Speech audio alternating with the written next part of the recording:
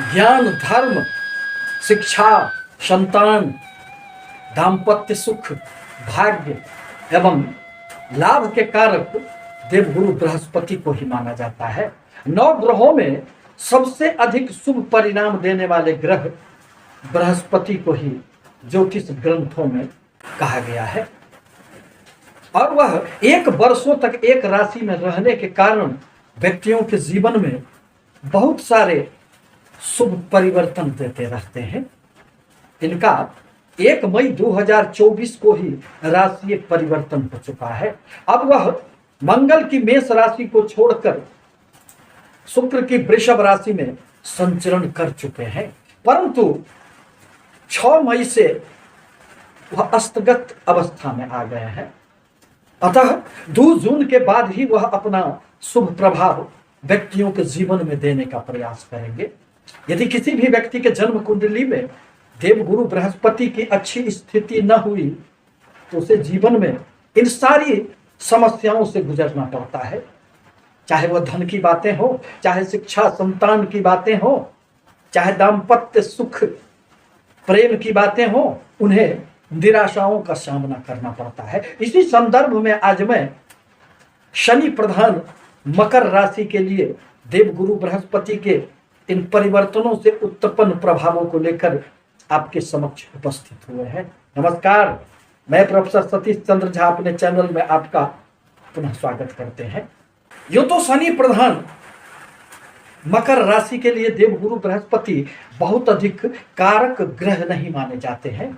वह तो आपके तीसरे संघर्ष के भाव, पराक्रम के भाव एवं द्वादश स्थान के स्वामी माने जाते हैं और वर्तमान में उनका संचरण आपके पंचम त्रिकोण स्थान में हुआ है। अतः देवगुरु बृहस्पति जब भी गोचर बस पंचम भाव में आते हैं तो व्यक्तियों को निहाल कर देते हैं। अब आपको धन की बहुत अधिक समस्याएं नहीं रहेगी। आप अपने पराक्रम के बदौलत, अपने प्रेजेंटेशन के बदौलत आप जीवन में सफलता अर्जित कर लेंगे। शिक्षा में उन्नति होंगे। प्रेम संबंधों में यदि किसी भी प्रकार की रुकावटें थी तो वह दूर हो जाएगी। आकस्मिक धन लाभ भी अब आपको खूब प्राप्त होंगे। आपके बुद्धि में एक गहराई आएगी, ज्ञान का संचार होगा, आप में एक गंभीरता आएगी। यूं तो बृहस्पति भौतिक सुखों से दूर व्यक्तियों को ज्ञान की तरफ ले जाने का कार्य करते हैं और व्यक्ति यदि ज्ञान के मार्ग से उचित कर्मों से धन प्राप्त करने का प्रयास करता है, उन्हें देवगुरु बृहस्पति निस्संदेह खूब सफलता देने का कार्य करते हैं। देवगुरु बृहस्पति जहां भी बैठते हैं वहां से उनकी 3 अमृतमय दृष्टियां मानी जाती है, जिनमें अमृत का वास कहा जाता है। अब वह अपने पंचम दृष्टि से आपके भाग्य स्थान को देखेंगे। अतः भाग्य का अब आपको निश्चित रूप से खूब साथ प्राप्त होगा। विदेशों से संबंधित आपकी सारी यात्राएं अब फलीभूत होंगे। आपके रुके हुए धन अब आपको प्राप्त होंगे। पिता का सहयोग प्राप्त होगा। गुरुजनों का आशीर्वाद भी आपको निश्चित रूप से प्राप्त होंगे। किसी भी प्रकार के ट्रेडिशनल व्यापार में यदि आप संलग्न हैं तो उसमें आपको सफलताएं प्राप्त होगी। विदेशों से धन लाभ होंगे। अनेक प्रकार की धार्मिक यात्राओं से मन आपका प्रफुल्लित रहेगा। धर्म के प्रति आपके मन में एक रुझान पैदा होगा, क्योंकि अब शनि देव की तीसरी दृष्टि देवगुरु बृहस्पति पर नहीं पड़ने के कारण अब उनमें अत्यधिक शुभता का संचार हुआ है।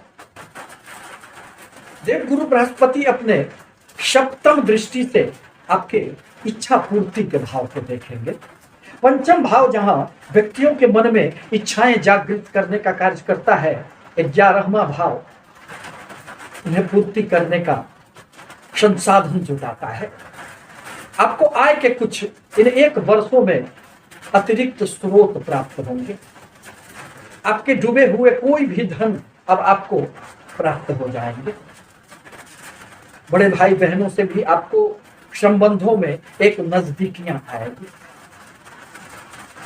साथ ही साथ मित्रों से भी आपको निश्चित रूप से लाभ प्राप्त होंगे। गुरु बृहस्पति की नवम दृष्टि अब आपके लग्न पर अथवा राशियों पर पड़ेगी। अतः आपके मन में जो भी इच्छाएं जागृत होगी वह पूर्ण होंगे। प्रत्येक कार्यों में सफलताएं प्राप्त होगी।